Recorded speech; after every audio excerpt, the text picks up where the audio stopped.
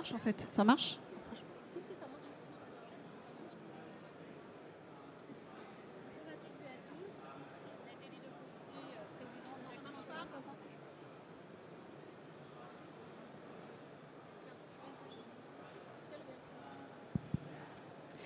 Bonjour à toutes et à tous. Nathalie de Courcy, je suis présidente d'Accent Égal. J'accompagne les entreprises vers l'égalité entre les femmes et les hommes. Bonjour à toutes et à tous. De ma part, en fait, moi, je suis Anna Bengalo, je suis consultante infrastructure de transport et mobilité. Et nous sommes ravis, toutes les deux, en tant qu'administratrices de femmes ingénieures, d'animer cette table ronde intitulée « Une industrie numérique qui a tout à gagner à se féminiser ». Alors aujourd'hui, on le sait, 33% seulement des emplois du numérique sont occupés par des femmes. Et parmi ces 33%, à peine la moitié relèvent de fonctions techniques. Et quand on sait que dans les 5 prochaines années, un métier sur 3 aura une composante numérique, il semble plus qu'urgent de féminiser l'industrie du numérique et d'encourager surtout les jeunes filles à s'orienter et à étudier dans ce domaine. Alors pourquoi? Pour éviter une rupture d'égalité d'une part, pour que les femmes trouvent toute leur place dans notre économie de demain, et puis tout simplement parce que l'industrie du numérique a besoin de tous les talents. Alors pour parler de ces sujets, je vais laisser d'abord la parole à Anan qui va nous donner quelques chiffres supplémentaires. Merci Nathalie. En effet, donc, à l'image des ingénieurs, notamment des ingénieurs en numérique, les femmes ont encore du mal à trouver leur place dans le secteur de l'industrie. Bien que la situation, nous sommes conscientes, évolue positivement depuis ces dernières années. Aujourd'hui, encore, les femmes représentent à peine 30% des salariés de l'industrie et 15% des cadres dirigeantes. Je vais aussi m'attarder sur la reprise d'entreprises. Aujourd'hui, partons du constat qu'il n'y a que 10% des repreneurs qui sont des femmes, alors qu'elles représentent 30% des créateurs d'entreprises. Cela nous pousse à poser plusieurs questions. Est-ce que ces chiffres ont un lien avec un manque d'information, blocage culturel, les recrutements qui sont stéréotypés? Donc, en effet, ce sont autant de freins que nous pourrons relever, mais que nos invités nous parleront plus en détail. Et je passe la parole à Nathalie. Donc pour parler de ce sujet passionnant, nous sommes ravis d'accueillir toutes les deux 4 femmes d'exception. Caroline Barbier, directrice opérationnelle du Campus des métiers et des qualifications Industrie et Transition numérique. Anne-Catherine Basset, directrice ingénierie et production Europe, Renault Group. Gaëlle Picard-Abézis, directrice des relations extérieures de DocaPost. Et Fahimé Poncenaille, entrepreneur en industrie métallurgique. Mesdames, bonjour. Bonjour. Alors pour commencer, Caroline. Caroline, bonjour. Tu es ingénieure ICAM. Une première expérience dans le secteur automobile conforte ton choix de travailler dans l'industrie.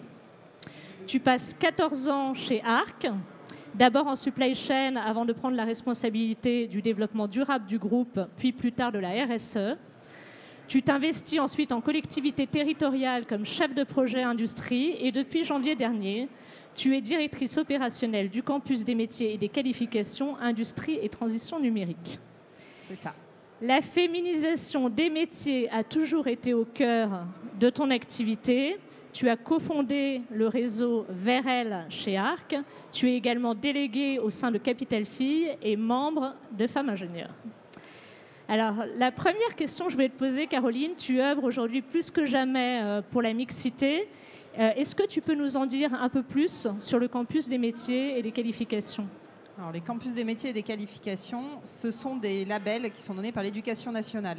Finalement, ce sont un ensemble partenaire, un réseau qui met en relation les entreprises avec les établissements de formation, les territoires également, dans le but vraiment de développer une filière et de travailler à l'attractivité des métiers de la filière, de travailler à l'attractivité des formations et des parcours de formation. L'idée étant vraiment de répondre aux besoins des entreprises en termes de formation et d'adaptation des formations. Et quels sont finalement les moyens déployés pour attirer les jeunes filles? Alors d'attirer tout court dans l'industrie. On en parlait avant sur la conférence sur redorer l'image de l'industrie. Aujourd'hui, il y a une vraie problématique sur comment on attire sur les métiers de l'industrie de manière générale. Les filles, clairement, aujourd'hui, ça fait partie des priorités, dans le sens où on disait tout à l'heure, on ne peut pas se priver d'une partie des talents et des talents féminins. Donc il y a une vraie importance de casser les stéréotypes, et ceux dès le plus jeune âge en fait. Donc on peut travailler avec les écoles primaires où ça commence à se construire, travailler après avec les établissements de type collège, lycée, où on va travailler sur les stéréotypes, sur des rôles modèles aussi, des témoignages, montrer qu'en fait, en étant une femme, on peut réussir dans l'industrie. Finalement, c'est confortable aussi parfois quand on a une vie de famille, tout est possible. Et donc ça, c'est vraiment important parce qu'on véhicule encore beaucoup à travers la culture française et la culture européenne de manière générale, ces stéréotypes-là. Donc voilà, témoignage, rôle modèle, c'est important. Okay. Et à côté de l'attractivité, quel est, selon toi, le levier essentiel pour s'assurer en fait de l'adéquation entre les formations et les besoins des entreprises? Alors là-dessus, on travaille vraiment pour... Il y a une partie où finalement c'est l'adéquation aujourd'hui, et là on est plutôt sur du temps réel, et une partie où on va plutôt regarder ce qui se passe dans les années à venir. On parlait tout à l'heure aussi de décarbonation, par exemple. Les métiers de la décarbonation vont faire forcément évoluer les métiers de demain. Et donc, comment on fait aujourd'hui pour former les techniciens, les ingénieurs qui vont travailler sur ces métiers-là dans les entreprises? Alors, dans un premier temps en R&D, mais ensuite dans l'opérationnel, dans les entreprises. Et alors, dernière question, j'ai compris que tu voulais embarquer toutes les parties prenantes, éducation nationale, territoire, famille même. Concrètement, comment on fait pour embarquer tout ce monde-là dans ce même objectif? Il n'y a pas de recette miracle, mais c'est vraiment important, je pense, d'embarquer tout le monde et toutes ces parties prenantes-là. Si on fait une visite d'entreprise avec des jeunes l'après-midi qui revient enchanté parce qu'il a vu des installations qui sont intéressantes, passionnantes, qu'ils ont échangé avec des gens passionnés par leur métier, qui rentrent chez eux le soir et que le papa ou la maman va lui dire « Non mais attends, l'industrie, non mais regarde, on licencie encore » ou l'industrie c'est sale, l'industrie c'est bruyant. Enfin, ce sont vraiment des stéréotypes qu'on entend aujourd'hui. Le travail qui aura été fait l'après-midi d'attractivité sur ce jeune-là, il tombe par terre en quelques minutes en fait. Et donc il y a un vrai travail comme ça à faire sur tous ces axes, sur les jeunes, mais aussi les milieux qui vont graviter autour, les prescripteurs, les orienteurs. Donc ça peut être aussi les psy-EN, donc les conseillers d'orientation dans l'éducation nationale, qui véhiculent encore beaucoup de choses. Donc il faut les former, il faut les emmener dans les entreprises, il faut que les entreprises ouvrent leurs portes pour leur montrer vraiment ce que c'est qu'aujourd'hui l'industrie et ce que ce sera demain. Quand on parle d'industrie numérique aussi, on le voit ici, le port de charge par exemple, qui est encore très stéréotypé sur les métiers industriels. On ne comprend même pas comment c'est possible encore d'y penser quand on visite un salon comme aujourd'hui. Ouais. Merci beaucoup Caroline. Merci. Alors, nous allons continuer notre échange avec Anne-Catherine. Donc Anne-Catherine, tu es directrice de l'ingénierie de production plateforme Europe au sein de Renault Group. Tu es en charge plus précisément de l'industrialisation des nouveaux modèles de la vie série des usines. Tu as débuté il y a 24 ans, depuis ton diplôme d'ingénieur à Supélec Centrale. Et depuis, tu as pu évoluer dans 2 mondes différents. Tu as occupé pendant 14 ans l'ingénierie et pendant 12 ans la production. Pourrais-tu nous dire pourquoi ce grand saut vers l'industrie ? Alors moi j'ai un parcours, bonjour à tous, un peu atypique puisque j'ai commencé à la direction de la recherche chez Renault pour aller tout au bout du cycle en V jusqu'à la production. Alors moi j'ai 2 raisons principales qui m'ont conduit à ce parcours. La première, c'était le souci du client. Alors le client final, bien sûr, qui achète un véhicule, mais également ce que je considère est le client de l'ingénieur, à savoir l'opérateur en usine, qui est censé tous les jours monter ce que l'ingénieur a dessiné et qui crée de la valeur ajoutée pour l'entreprise. Je dis souvent que l'ingénieur, c'est une charge et que l'opérateur, c'est vraiment le cœur de la valeur ajoutée. Donc j'avais cette volonté-là d'aller vers le client, tout d'abord. Et puis un deuxième point, on en parlait dans les conférences juste avant, mais je pense que j'étais en quête de sens et que les métiers industriels, c'est des métiers où on ne triche pas. En fait, la voiture, on la sort ou on la sort pas, elle est bonne ou elle n'est pas bonne. Et que cette quête d'authenticité et de contact, c'est quelque chose que j'ai retrouvé dans les métiers industriels et c'est pour ça que j'ai fait ce choix-là. Je vais continuer avec une deuxième question. Je rappelle que tu es manager, donc tu manages plusieurs sites en Europe. Selon notre premier échange, donc j'ai pu noter que c'était 900 collaborateurs. Et dans tout ça, tu es maman de 3 ados. Quels sont les obstacles que tu as pu rencontrer dans l'exercice de ton métier en tant que directrice de manager de site au sein de Renault? Je dirais que la première chose, c'était d'aller contre des parcours tout tracés, en fait. J'aurais pu suivre des voies plus classiques et j'ai décidé à un moment de ma carrière de me prendre en main et de dire que je voulais aller vers les usines. Il se trouve que mon mari, on lui a proposé des expatriations et que j'ai dit allez chiche, je t'accompagne, mais je bosse. Donc il a fallu que je prenne en main un peu mon destin. Ça, c'est un premier sujet. Alors, c'est pas vraiment des obstacles, en fait. C'est juste une prise de conscience. Ensuite, dans mon parcours, j'ai eu une petite claque qui était mon expatriation en Inde. Parce que pour le coup, la question de la femme en Inde est un vrai sujet. Mais ça a du coup été une prise de conscience pour moi du rôle que j'avais pour les femmes dans ce pays-là et peut-être des femmes ailleurs. Et puis sinon, bien sûr, c'est un peu impensif. Mais c'est vrai que l'équilibre pro-perso... c'est une question, mais c'est surtout une question d'organisation, hein, au boulot comme à la maison. Et puis, les questions de la mobilité géographique, qui, dans le cadre des parcours industriels, est un point un peu clé, puisqu'on fait du vrai, donc il faut se rapprocher parfois des localisations géographiques. Mais c'est encore une fois qu'une question d'organisation. Juste pour continuer sur cette question, est-ce que tu peux nous décrire un petit peu quelques fonctions en lien avec ton métier? Qu'est-ce que tu fais concrètement? Alors moi, je manage beaucoup de gens, mais mes équipes installent des moyens industriels, des robots, des îlots robotisés. On transforme des dessins de voitures en prototypes. On fait en sorte que dans 6 mois, vous ayez le remplaçant de la Kadjar dans la rue et qu'elle soit au bon niveau de qualité pour les clients. Voilà, c'est ça mon travail, c'est de faire le lien entre les ingénieurs qui dessinent et les ouvriers qui fabriquent et de faire en sorte qu'un rêve de designer soit quelque chose qui soit faisable par un opérateur à la cadence d'une usine automobile, c'est-à-dire un véhicule par minute en sortie de chaîne. Selon toi, est-ce qu'un management féminin existe réellement? Alors ça, je pense que vous avez tous vu la vidéo, je pense. C'est la question qu'on ne poserait pas à un homme et qui donc, finalement, la question qu'on peut se poser, c'est est-ce qu'on ne véhicule pas un nouveau biais en posant cette question-là? Après, il est vrai que moi, je manage des équipes et qu'il y a effectivement des comportements plus féminins que des comportements masculins. Ce qu'on peut retrouver en fait comme caractéristique, c'est que mine de rien, à force de s'occuper des siens, on a tendance à regarder ses équipes dans une approche globale. C'est-à-dire qu'on est à peu près au courant de l'âge des enfants, des contraintes personnelles et on évite de proposer ou de mettre les gens en difficulté.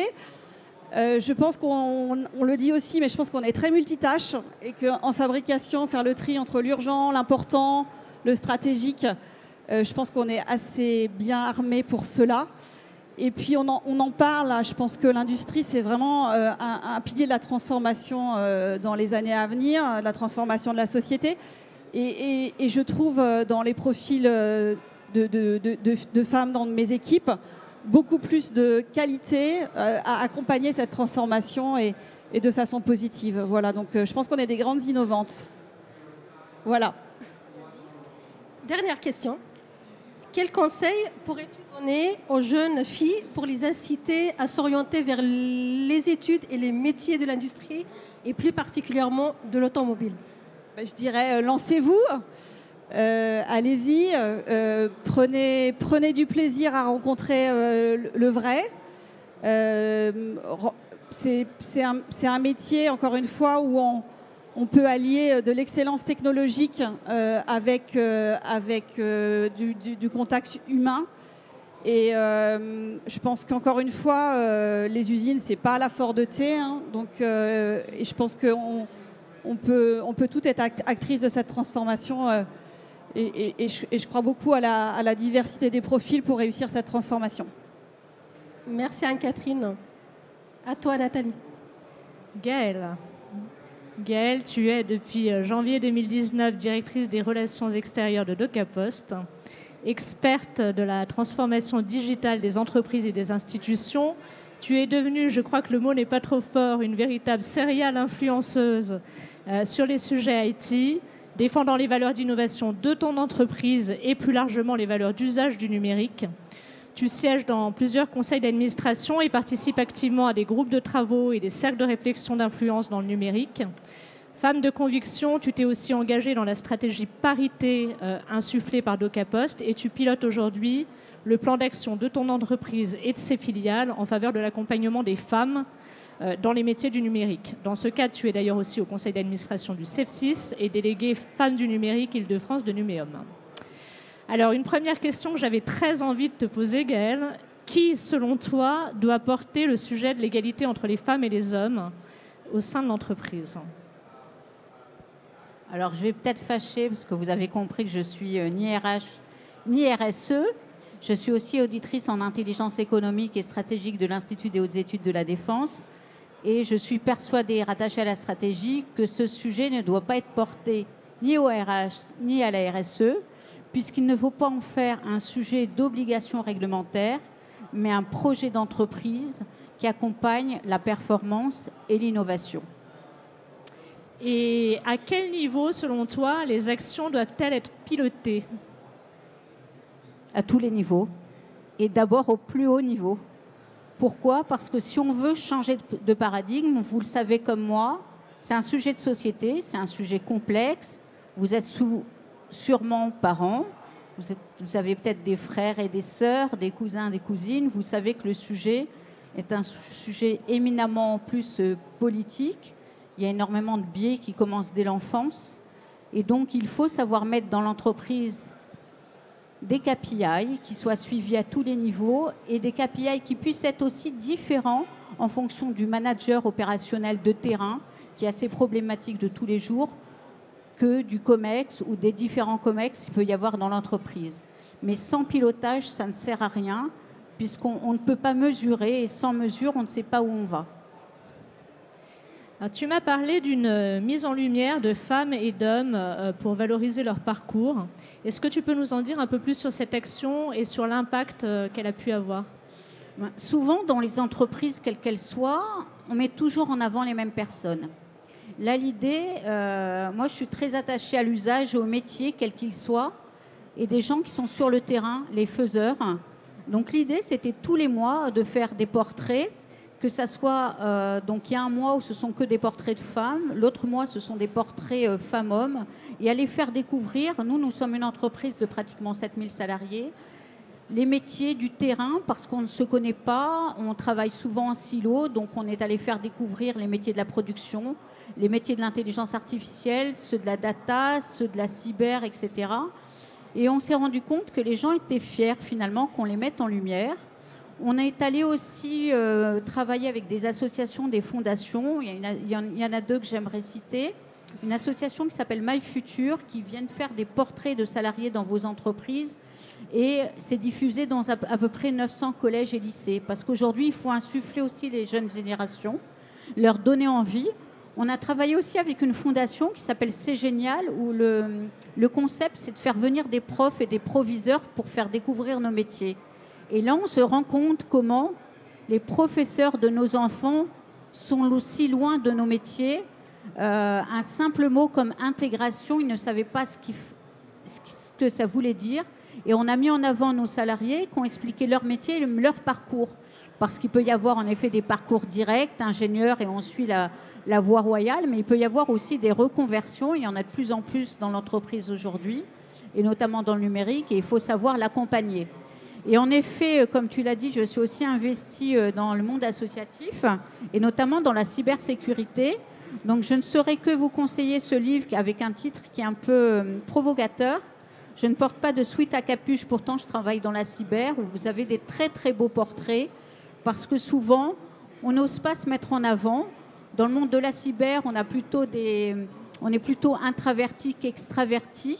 Et il y a des parcours. Je n'aime pas d'ailleurs les rôles modèles. J'aime le nom de portrait ou de parcours, parce que souvent, rôle modèle est associé à des parcours un peu atypiques, de milieux qui sont déjà très favorisés, etc. Tandis qu'aujourd'hui, en France, en Europe et dans le monde, on a des très très beaux parcours de gens qu'il faut mettre en avant.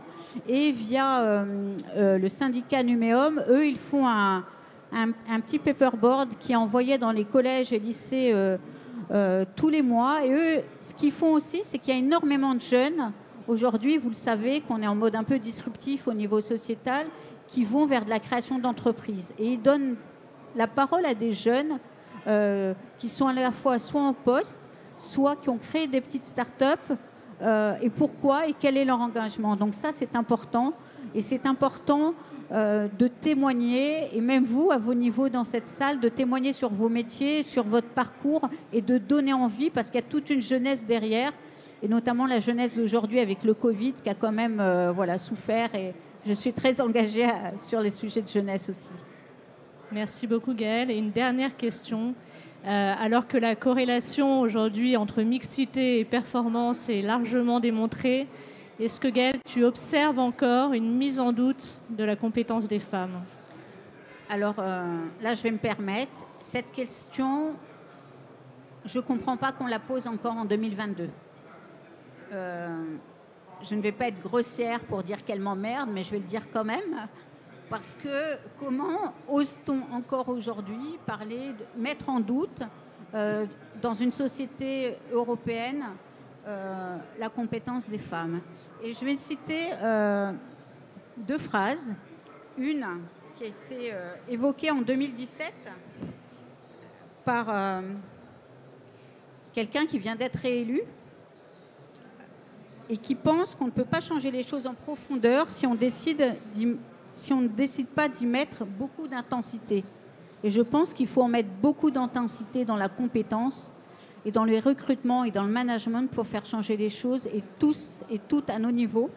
Et une autre phrase de quelqu'un que j'aimais beaucoup, qui est décédé, qui est Gisèle Halimi, et qui disait que tout ce qui fait avancer les femmes fait avancer la société. Et je pense que si nous voulons une société plus juste, faisons avancer les choses ensemble. Merci beaucoup Gaëlle. Nous continuons avec Fahimé. Alors Fahimé, toi aussi tu es ingénieur de formation. Tu te décris comme une femme de terrain et de projet. Après 25 années en tant que cadre dans l'industrie automobile et de transport, tu te lances finalement dans la reprise d'entreprise en métallurgique et transformation de matière. Tu es depuis longtemps une fervente défenseur d'une industrie manufacturière locale et inclusive. Par tes actions et tes activités au sein de Femmes Ingénieurs, mais aussi dans ta participation à la création du collectif Start-up Industriel France. Est-ce que tu pourrais nous dire concrètement, dans un premier temps, quelles sont tes actions au sein de Femmes Ingénieurs et c'est quoi le rôle de l'association Femmes Ingénieurs? Merci Anne, effectivement. Donc je vais vous présenter un petit peu les actions des femmes ingénieures. On est en fait des femmes ingénieures au sein de notre association, et on essaye d'œuvrer pour, dans un premier temps, sensibiliser les jeunes filles et leur faire comprendre la formation et les métiers que la formation d'ingénieur peut leur apporter. Donc on fait beaucoup d'interventions auprès des jeunes filles, pas que des jeunes filles, mais en tout cas on s'adresse plus particulièrement aux jeunes filles dans les collèges et les lycées. On organise des événements effectivement pour, je dirais, acculturer aussi bien les jeunes que leur enseignement, que leurs parents au métier technique et d'ingénierie. On a plusieurs commissions aussi qui œuvrent sur des domaines divers, aussi bien dans le domaine RSE, mais pas uniquement effectivement sur la partie égalité, mais aussi sur la partie mobilité, sur la partie respect de l'environnement. On a une commission en fait pour les femmes ingénieures qui souhaitent devenir administratrices des entreprises et effectivement prendre un rôle peut-être un peu plus intéressant aussi au sein de certaines entités pour évoluer dans l'industrie, aussi à je dirais des strates plus décisionnelles. Donc je dirais qu'on est des femmes engagées dans les métiers techniques et d'ingénierie pour faire en sorte que les filles arrivent, mais aussi que la société, le regard de la société évolue sur les femmes qui évoluent dans ces milieux-là. Alors si je peux dire aussi peut-être 2 mots sur le collectif Start-up Industriel France, c'est parti aussi de tribune de notre présidente qui était en fait entrepreneur et qui malheureusement pour des questions financières et diverses n'a pas pu mener en fait son projet à terme. Mais qui a décidé effectivement de porter cette voie-là pour faire comprendre, prendre conscience en fait à l'écosystème dans l'ensemble que les problématiques d'industrie ne sont pas forcément les mêmes problématiques que d'une application SaaS. Il faut effectivement des applications SaaS, et ça c'est indéniable, mais dans l'industrie on a des problématiques autres dans la partie financement, dans la partie je dirais prototypage, pré-série, et en fait on essaie d'organiser des événements qui permettent en fait à tout l'écosystème de prendre conscience de l'importance aussi de l'industrie sur nos territoires pour l'emploi et pour la vivacité de nos territoires. Voilà. Merci Fahimé. Revenons maintenant à la question en lien avec ton aventure entrepreneuriale. Comment as-tu concrétisé ton rêve de te lancer dans la reprise d'entreprise PME ? Alors effectivement, la reprise d'entreprise, c'était un rêve dans ma tête depuis pas mal d'années, mais que pour des questions effectivement d'opportunités, de projets, de vie perso et pro, voilà, je l'ai laissé de côté petit à petit, et puis peut-être arrivé à un âge donné, je me suis dit c'est maintenant ou jamais. Et en fait, ça s'est fait par des rencontres. D'une femme à qui j'ai parlé en fait du projet et qui m'a dit mais pourquoi tu réfléchirais pas sérieusement, et qui a organisé en fait un webinaire sur le sujet en invitant des entrepreneurs, alors malheureusement que des hommes dans un premier temps, avec qui j'ai pris contact pour comprendre, parce qu'en fait ce que je disais pour moi c'était quelque chose qui me semblait inaccessible, ou en tout cas je ne savais pas, je n'avais pas la formation et je dirais l'information de comment mener un tel projet à terme. C'est pas quelque chose qu'on vous apprend quand vous faites des études, voilà. Donc c'est des rencontres, et puis à un moment aussi la rencontre d'une femme ingénieure qui avait repris son entreprise fin 2019 et qui m'a dit bah écoute, viens faire une vie ma vie avec moi pendant 3 semaines dans mon entreprise. Qui m'a accueilli et qui m'a montré ce que c'était que la vie d'une femme chef d'entreprise. Et en fait, ce rêve qui était resté dans un coin de ma tête est devenu réalité et un vrai projet pour moi. Et voilà, je me suis lancée à me former sur la partie reprise, donc voilà, toutes les étapes de la reprise, et aussi me mettre à chercher en fait l'entreprise de mes rêves. Alors l'entreprise de vos rêves, j'ai rencontré beaucoup d'industriels, beaucoup d'hommes chefs d'entreprise et de femmes chefs d'entreprise qui m'ont dit Fahimé, l'entreprise de rêve n'existe pas, c'est à toi de prendre une entreprise et d'en faire devenir ton rêve. Voilà, donc je suis heureuse de vous dire que j'ai signé la LOI et je suis en plein audit pour la reprise. Merci Fahimé. Pourrais-tu juste nous expliquer l'activité de ta nouvelle entreprise concrètement ? Alors mon entreprise, c'est une PME industrielle qui fait de la mécanique et de la tôlerie. Alors la mécanique à destination de la dissipation thermique et la tôlerie pour l'électronique, donc des coffrets, des armoires pour l'électronique. Donc on est à peu près une 30aine de personnes et environ 3,5 millions de chiffre d'affaires. Merci. Donc une dernière question. Ça sera un petit peu comme la question que j'ai déjà posée à Anne-Catherine. Donc, c'est en lien avec les barrières, les obstacles que tu as pu rencontrer avant de te lancer dans cette belle aventure, on peut dire, entrepreneuriale. Alors, les barrières, très bizarrement, ne sont pas venues, ou les remarques ne sont pas venues des gens que l'on pourrait penser. Donc effectivement, quand on s'adresse à ce type d'industrie, on rencontre beaucoup plus d'hommes que de femmes. Voilà, c'est la réalité. Et en fait, moi, j'ai contacté énormément d'industriels. J'ai envoyé, pour vous dire, des candidatures spontanées de reprise, des centaines de lettres de candidatures spontanées de reprise à des entreprises qui m'intéressaient. J'ai eu énormément de réponses, donc des gens qui m'ont dit notre entreprise n'est pas à vendre, mais votre démarche nous intéresse, venez nous voir. Donc je suis allée rencontrer énormément de patrons, de chefs d'entreprise. La question d'être femme ou homme, ça vient même pas à l'idée en fait. La seule chose qu'ils veulent savoir et qui regardent, est-ce que vous comprenez votre métier?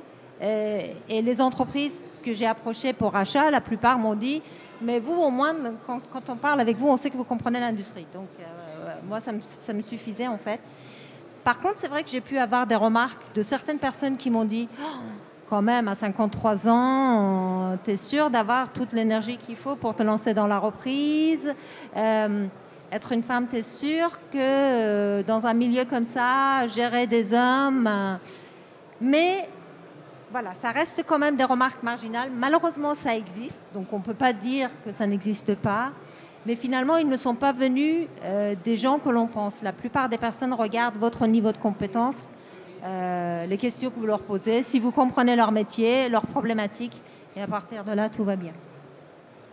Merci Faïmé. Alors, donc, merci à toutes nos invités.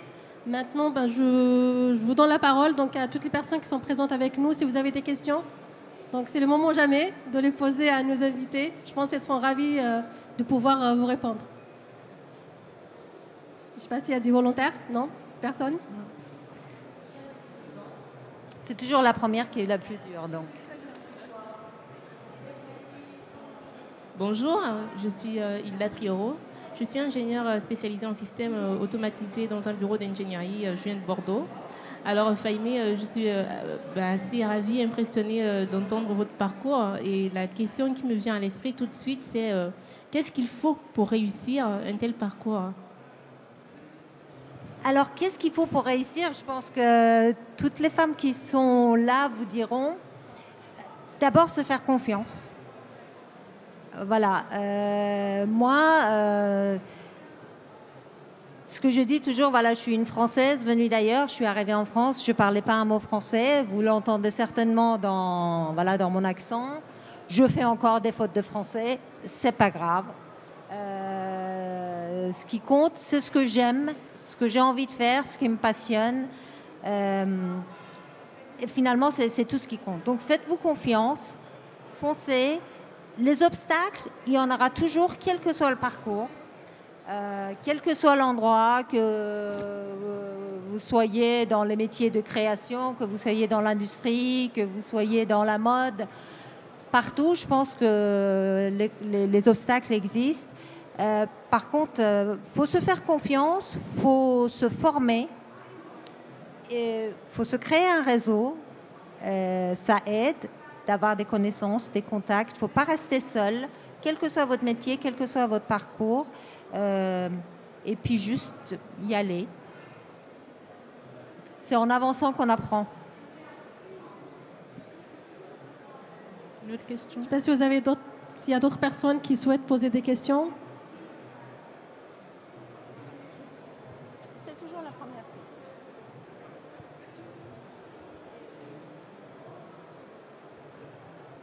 Bonjour. Moi, c'était plutôt pour l'aspect ingénieur-manager, du coup, ingénieur-manageuse. C'est une filière qui commence vraiment à m'intéresser. Et là, je suis en fin d'études et juste pas fait des études dans le management et plutôt axé dans les matériaux. Il vaut mieux avoir fait des études d'ingénieur. Je ne sais pas si on m'entend. Il vaut mieux avoir fait des études d'ingénieur que de manager. Justement, c'était ma question. Voilà, est-ce que vous conseillez plutôt d'aller dans l'industrie, se faire son expérience, après monter pour aller atteindre des postes de responsabilité de gestion d'équipe, ou est-ce qu'il vaut mieux partir faire une formation pour avoir quelques clés dans les méthodes de management? C'est à vous de voir en fait.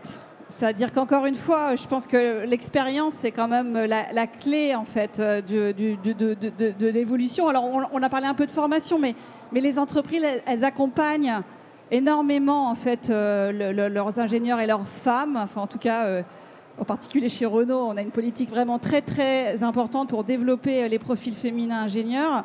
Et je dirais que la base, c'est la technique et qu'après le management, c'est finalement un goût. Et c'est, tout à l'heure, on parlait d'obstacles, c'est aussi en apprenant, en faisant des erreurs et en se relevant vite qu'on apprend le management. Et puis, il y a de la formation interne. Donc, je pense qu'il faut surtout se lancer, expérimenter, voir si ça plaît et se faire son propre apprentissage. Okay. Voilà, mais être ingénieur, ça sert pour comprendre les problématiques techniques et pour débuter, être crédible, avancer, et puis voilà, c'est ma vision.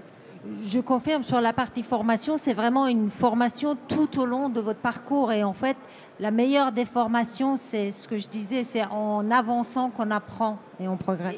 Pour compléter, en fait, il vaut mieux à la rigueur faire une formation un peu plus tard, quand vous avez déjà eu un certain nombre d'expériences et que vous pouvez refléter. En fait, finalement, ce qui est intéressant dans le management, c'est capitaliser de ses erreurs, avoir une réflexion, avoir un peu de recul. Et personnellement, moi, quand j'ai commencé chez Renault, je n'avais pas ce recul-là. Je l'ai acquis au fur et à mesure. Voilà. Et du coup, vous avez commencé par un aspect technique, vraiment d'ingénieur technique, pour après plutôt avoir des postes de responsabilité. Ouais, ça s'est passé assez naturellement, en fait. Parce que j'avais le goût pour ça. Et puis, des petits ruisseaux font les grandes rivières. Moi, j'ai commencé en faisant de l'automatique à la sortie de Centrale Supélec, donc purement dans mon domaine. Et puis maintenant, je fabrique des voitures. Ouais.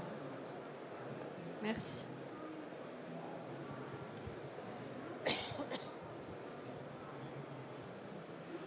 Bonsoir, je me mets debout pour être mieux vu. Je suis aussi un jeune entrepreneur camerounais et en tant qu'homme, je suis très accompagné par le genre féminin.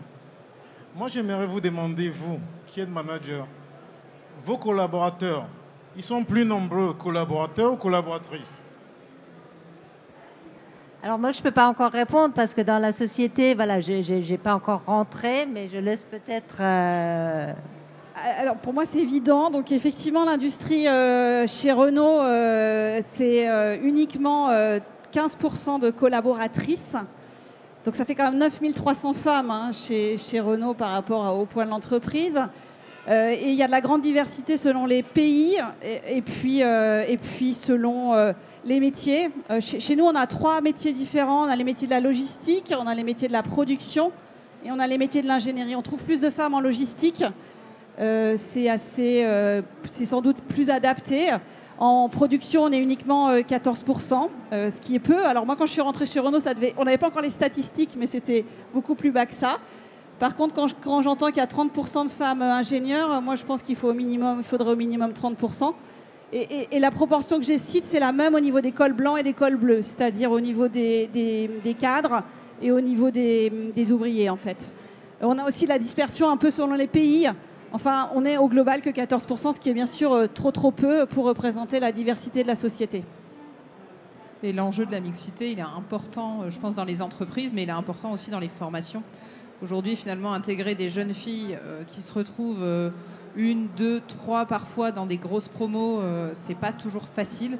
Et cet enjeu de féminisation des promos et d'arriver à un nombre critique, finalement, permettrait aussi de pouvoir, je pense, augmenter vraiment la part des filles dans les formations et puis ensuite dans les entreprises. Tout à fait. En fait, on regardait justement avec nos écoles partenaires, les écoles d'ingénieurs, effectivement, entre 28 et 30% de filles dans les écoles d'ingénieurs. Par contre, dans les écoles d'ingénieurs très techniques, orientées industrie type IT2I, ça chute à 7% malheureusement. Et elle a vraiment, voilà, moi je connais la directrice de Normandie, elle a du mal à recruter des filles Parce que toute la filière avant, il y a moins de filles dans la filière. Et là, on parle d'ingénieurs, mais on ne parle pas de techniciens. On ne parle pas des opérateurs spécialisés. Et les proportions sont encore plus faibles parfois en bac pro ou en BTS. Et c'est des vrais enjeux aussi de pouvoir féminiser les niveaux un petit peu inférieurs, j'ai envie de dire, aussi à travers toutes les entreprises. Et là, pour les coups, il y a des parcours de formation, en fait. Donc, dans les parcours d'entreprise, on développe énormément les parcours de formation pour ces profils techniques.